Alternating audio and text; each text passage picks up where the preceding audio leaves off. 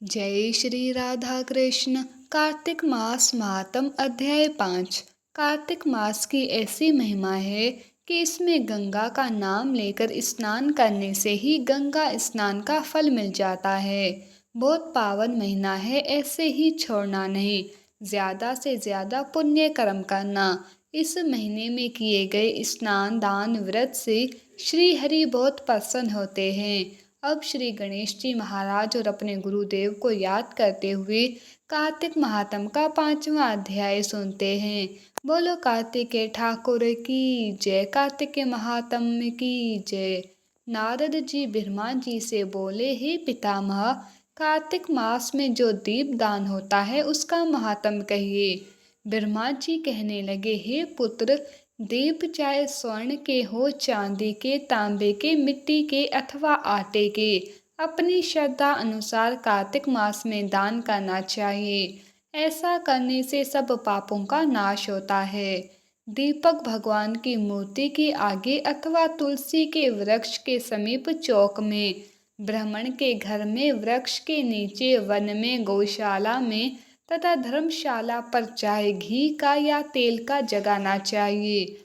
जो ब्राह्मण के घर पर दीपक जलाते हैं उनको अग्निष्ठोम यज्ञ का फल प्राप्त होता है, और जो आकाश में उच्च दीप जगाते हैं उनके धन की वृद्धि होती है तथा वैकुंठ वास मिलता है। आकाश दीप दान करते हुए भगवान से प्रार्थना करें और कहें, हे भगवान, मैं आपके निमित्त दीप प्रज्वलित करती हूँ, कृपया इसे स्वीकार करें। नारद जी ने पूछा, पितामह, कार्तिक में दीप दान का क्या महत्व है? तो ब्रह्मा जी बोले, हे पुत्र, स्त्रियों और पुरुषों ने जन्म से लेकर जो पाप किए हैं वो सब कार्तिक में दीप दान से नष्ट हो जाते हैं। इस विषय में तुमसे एक प्राचीन इतिहास कहता हूँ, ध्यान से सुनो। पूर्व काल में दरवेन देश में एक बुद्ध नामक ब्राह्मण रहता था। उसकी स्त्री बड़ी दुष्ट और दुराचरण वाली स्त्री थी। उसके संसर्ग दोष से पति की आयु क्षीण हो गई और वो मृत्यु को प्राप्त हुआ। पति के मर जाने पर भी वो व्यभिचार में ही लग गई। उसको लोग निंदा से तनिक भी लज्जा नहीं होती थी। उसके ना तो कोई पुत्र था और ना ही भाई। वो सदा भिक्षा के अन्न का भोजन करती थी। तीर्थ यात्रा से दूर रहती, कभी भी कथा आदि नहीं सुनती थी। एक दिन तीर्थ यात्रा में लगा हुआ कुछ नाम का विद्वान ब्राह्मण उसके घर पर आया।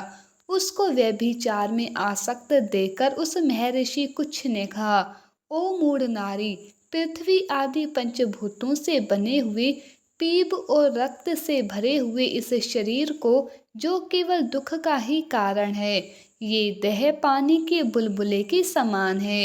एक दिन इसका नाश होना निश्चित है। सबसे श्रेष्ठ भगवान विष्णु का चिंतन कर और उन्हीं की लीला कथा को सुन। जब कार्तिक मास आवे तब भगवान दामोदर की प्रीति के लिए स्नान दान आदि करके दीपदान दे। भगवान विष्णु की परिक्रमा करके उन्हें प्रणाम कर। ये व्रत विधवा और सौभाग्यवती सभी स्त्रियों के करने योग्य है। ये सब पापों की शांति और समस्त उपद्रवों का नाश करने वाला है।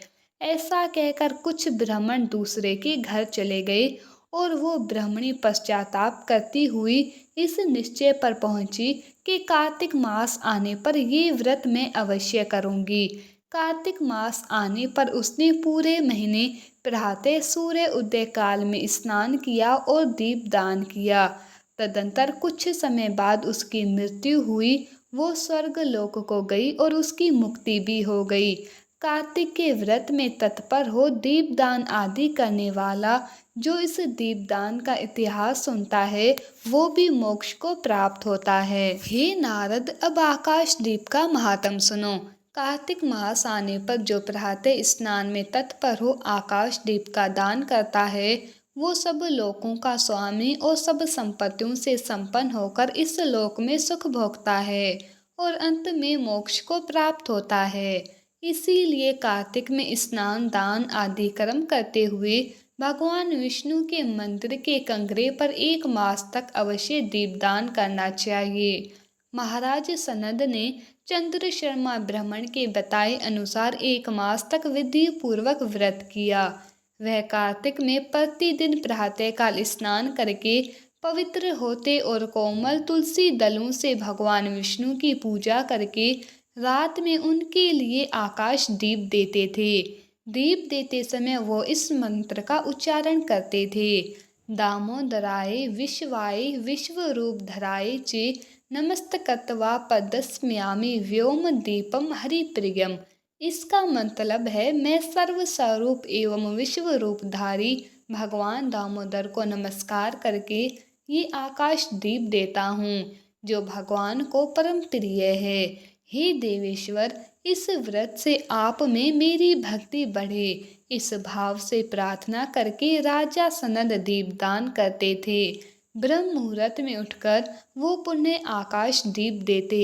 उनका प्रातःकाल स्नान और भगवान विष्णु की पूजा का क्रम नियम पूर्वक चलता रहा। मास की समाप्ति पर उन्होंने व्रत का उद्यापन करके आकाश दीप के नियम को भी समाप्त किया और ब्राह्मणों को भोजन कराकर इस विष्णु व्रत की पूर्ति की। इस पुण्य के प्रभाव से राजा ने इस लोक में स्त्री, पुत्र, पौत्र और स्वजनों के साथ सुखों का उपभोग किया और अंत में सुंदर विमान पर बैठकर मोक्ष को प्राप्त किया। कार्तिक मास में दुर्लभ मनुष्य जन्म को पाकर भगवान विष्णु को प्रिय लगने वाले आकाश दीप का विधि पूर्वक दान देना चाहिए। जो भगवान विष्णु की प्रसन्नता के लिए आकाश दीप देते हैं, वो कभी अत्यंत क्रूर मुख वाले यमराज का दर्शन नहीं करते। एकादशी से तुला राशि की सूर्य से अथवा पूर्णिमा से लक्ष्मी सहित भगवान विष्णु की प्रसन्नता के लिए आकाश दीपदान प्रारंभ करना चाहिए। पितरों को नमस्कार है, प्रेतों को नमस्कार है, धर्म स्वरूप भगवान विष्णु को नमस्कार है, यमराज को नमस्कार है तथा दुर्गम पथ में रक्षा करने वाले भगवान रुद्र को नमस्कार है। इस मंत्र से जो मनुष्य पितरों के लिए आकाश में दीपदान करते हैं, उनके वह पितर नरक में होकर भी उत्तम गति को प्राप्त हो जाते हैं। जो देवालय में, नदी के किनारे, सड़क पर तथा नींद लेने के स्थान पर दीप देता है, उसे सर्वोतमुखी लक्ष्मी प्राप्त होती है। जो मंदिर में दीप जगाता है, वो विष्णु लोक में प्रतिष्ठित होता है। जो कीट और कांटों से भरी हुई दुर्गम और ऊंची नीची भूमि पे दीपदान करता है, वो कभी नरक में नहीं पड़ता। पूर्व काल में राजा धर्मनंदन ने आकाश दीपदान के प्रभाव से श्रेष्ठ विमान पर आरूढ़ हो विष्णु लोकों प्रस्थान किया।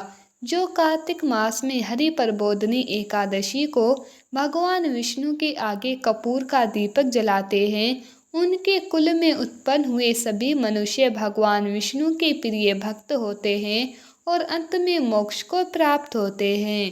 पूर्व काल में कोई गोप अमावस्या तिथि को भगवान विष्णु के मंदिर में दीपक जलाकर तथा बार बार जय हो का उच्चारण करके राज राजेश्वर हो गया था। कार्तिक में मथुरा, माघ में प्रयाग और वैशाख में हरिद्वार का वास अति उत्तम होता है। जब सूर्य तुला, मकर और मेष राशि का हो, उसमें किए गए व्रत, नियम और पूजा बहुत अधिक फल देने वाले होते हैं। इन मासों में अच्छे कर्म करने से पापों का नाश हो जाता है। जैसे सूर्य उदय से अंधकार, वृज से पर्वत, गरुड़ के भय से सर्प, पवन से मेघ, ज्ञान से दुख, सिंह के भय से मृग, वैसे ही मथुरा के दर्शन से सब पाप भाग जाते हैं। कार्तिक मास में स्नान, जागरण, दीपदान, तुलसी सेवन, भगवान के मंदिर में मर्जन, झाड़ू आदि लगाना, भगवान की कथा सुनना, कीर्तन करना सभी अच्छे फल देने वाले होते हैं। पूर्व जन्म के पापों का नाश करने के लिए व्रत इत्यादि करना होता है।